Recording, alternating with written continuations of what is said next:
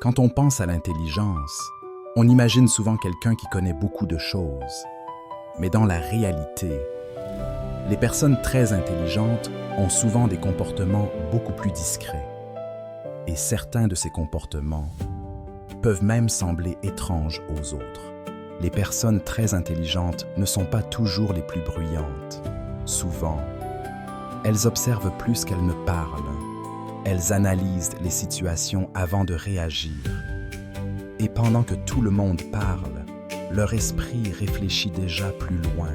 Une intelligence élevée s'accompagne souvent d'une pensée très active.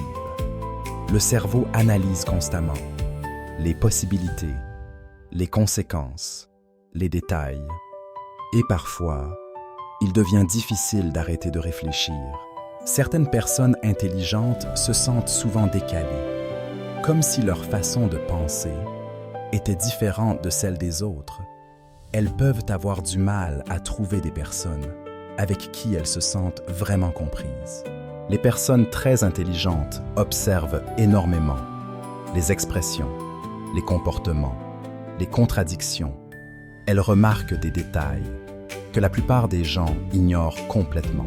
Souvent, elles passent aussi beaucoup de temps dans leurs pensées, à analyser leurs émotions, leurs réactions, leur propre fonctionnement.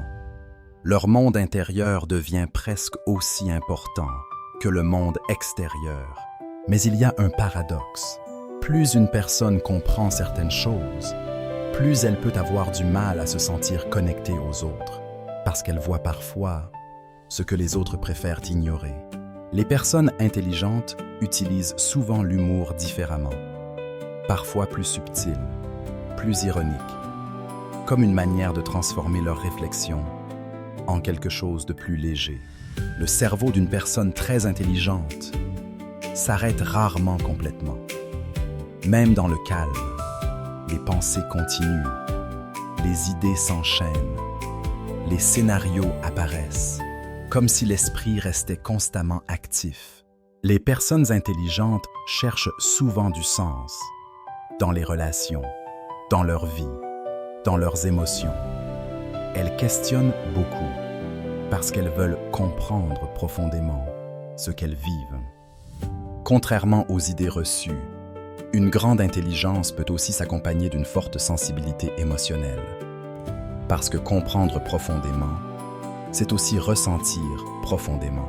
Certaines personnes intelligentes ressentent aussi une forme de solitude intérieure.